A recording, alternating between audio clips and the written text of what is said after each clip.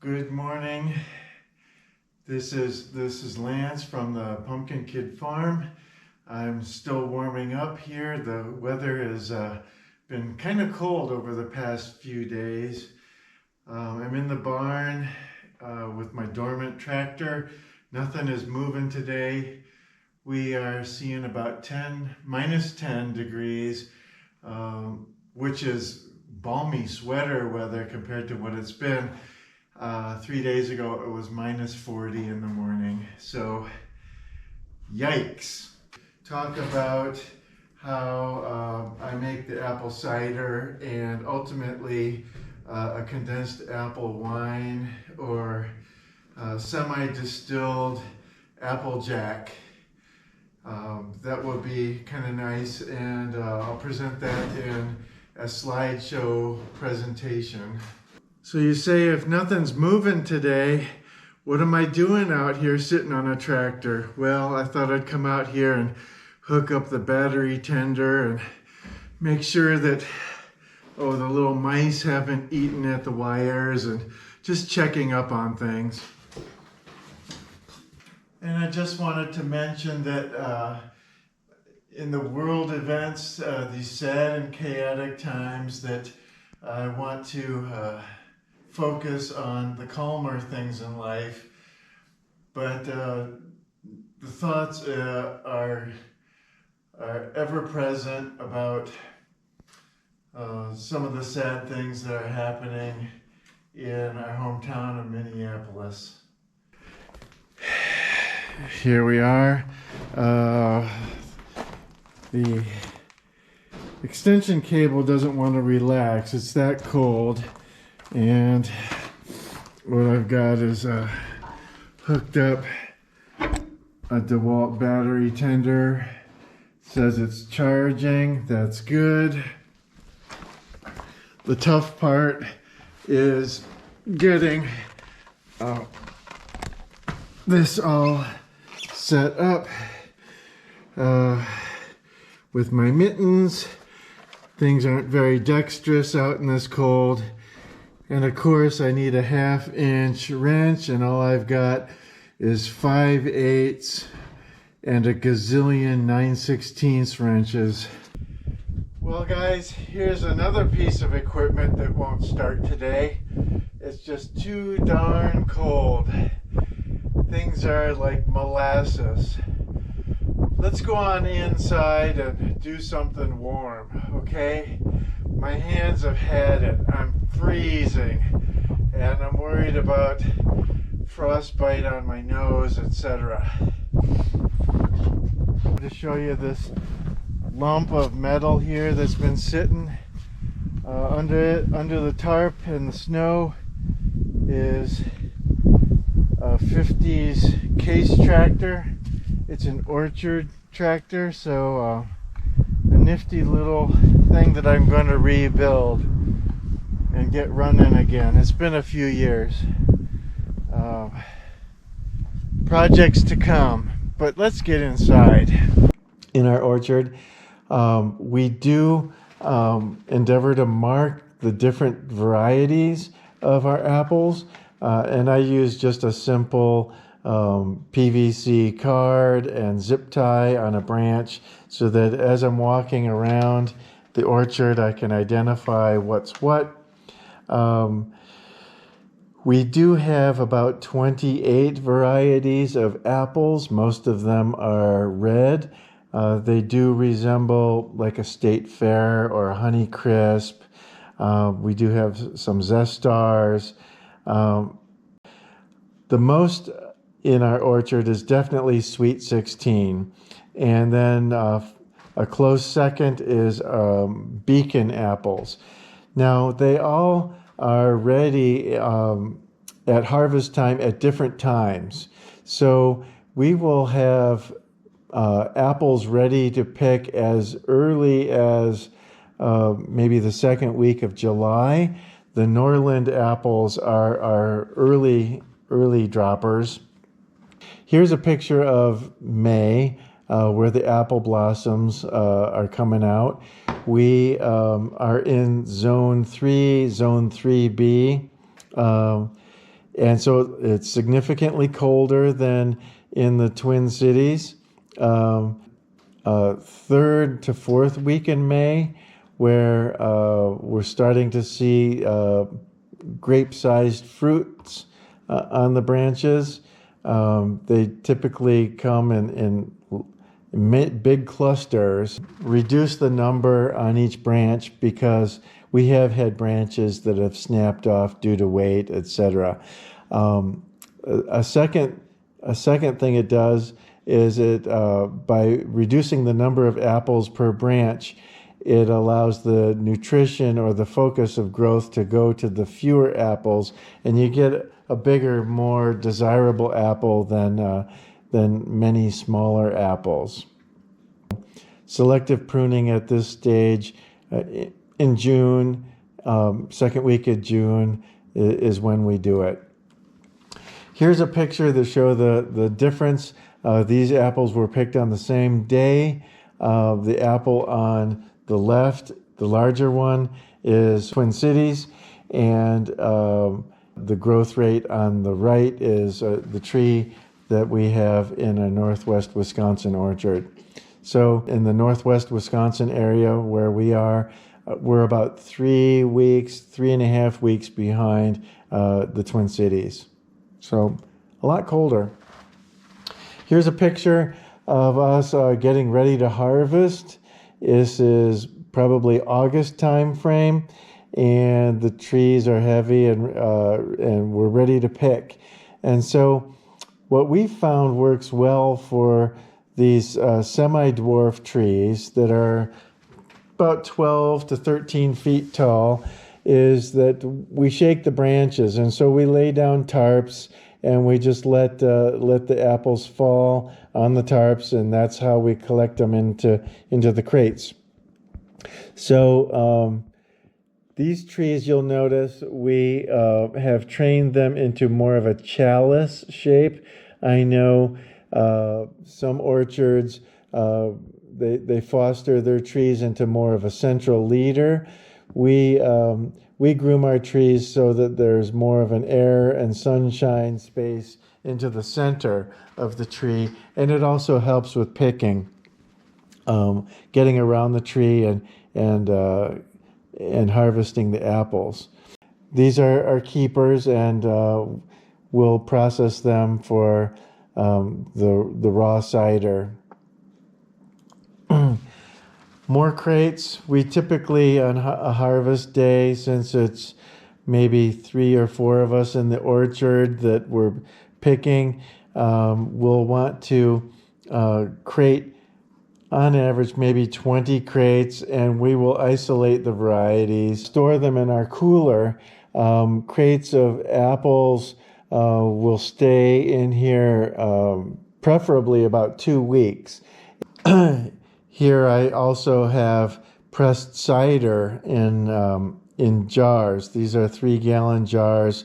There's a few 5-gallon jars here.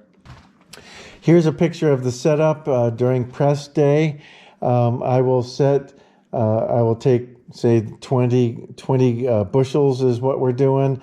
I will haul them to this area, and I will set up wash stations. And so these barrel areas are just clean, well water, rinsing, washing, dunking, and one barrel will have a light dilution of bleach, and then we rinse that off before pressing.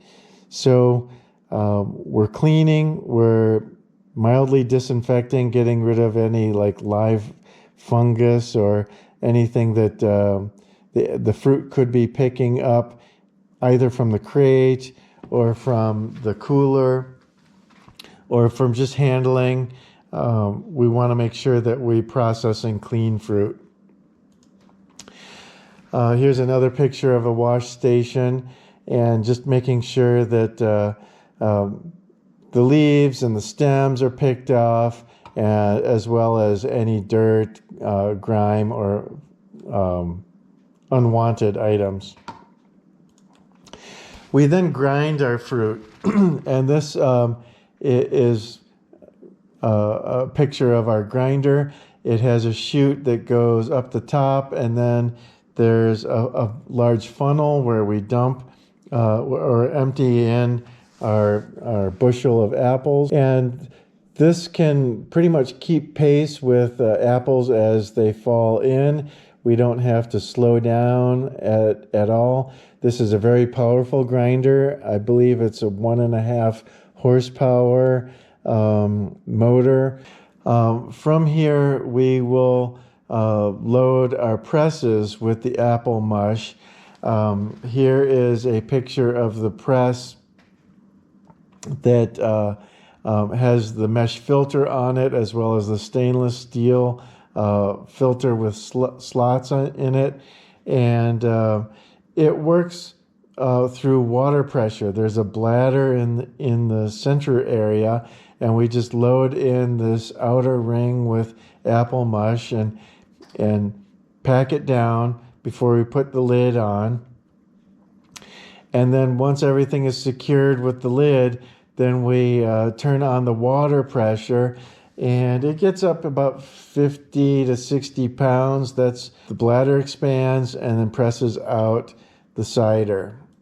And looking at our bounty, we did about 33 gallons this day.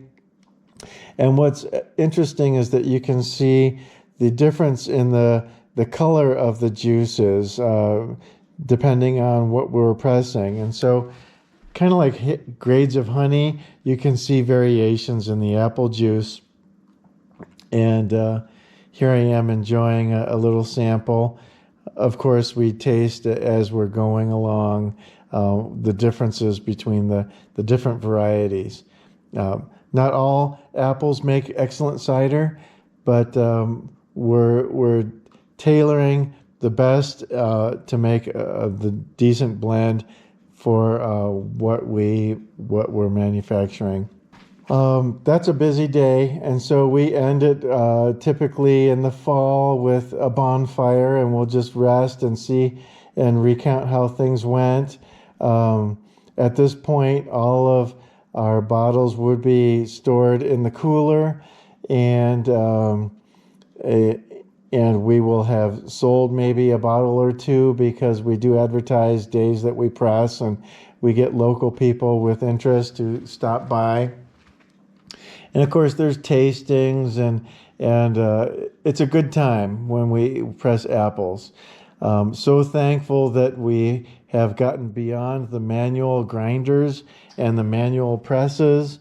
What we do with the pressings after the press has squeezed out all the juice, we will collect the byproduct, which still has lots of flavor in it. We have set it out in the field, and the deer will come by and eat it. I have given it to a neighbor's livestock, pig feed. Goats love it. It makes excellent chicken feed. If we have chickens, I will save it for that purpose. It can even be composted, but I prefer an animal to eat it. Not all of our apples are for human consumption. We do pick up windfall apples. Here's a picture of us having about 22 bags of deer apples, or just windfall apples that the locals can buy from our local co-op. The raw sweet cider and fermenting it. I'm using a clean food grade bucket at this point. Red Star Premier Blanc yeast I'm using on this batch. We're looking at about close to 30 gallons of cider that I'm making into wine. Close to late October, early November time frame. Freeze fracturing or freeze distilling the wine, where things get more concentrated by removing water in the form of ice. So I'll freeze it. I will sift the slush out, and let the syrups and the alcohols drain out. And then that will take about 30 to 40% of the volume of this is freezable. I'll take about 30% of it and leave some waters behind. Heat them up, and here I've got a sous vide machine where I'll keep the temperature specifically at close to 150 degrees, 147, 148, 150, no higher than that. And this will help burn off the methanols. I will keep it at about half an hour to an hour at this temperature and make sure that the methanols are burned off. Cooling it off, I'm ready for my mulled wine test, my warm wine, just to test for flavor. And this batch turned out really good. And so what is this? Apple Jack, apple brandy. Not certain what to call it other than I think it's delicious. So it's kind of a concentrated apple wine. Wanted to thank you for coming along with me on this shortened video. I know it's only 15 or 16 minutes, but in it I think there's a lot of information, and feel free to comment or ask, submit any questions you might have about our orchard or the cider making process. And I want to thank you again for coming along on this little slideshow instructional about how I make things. Thank you again.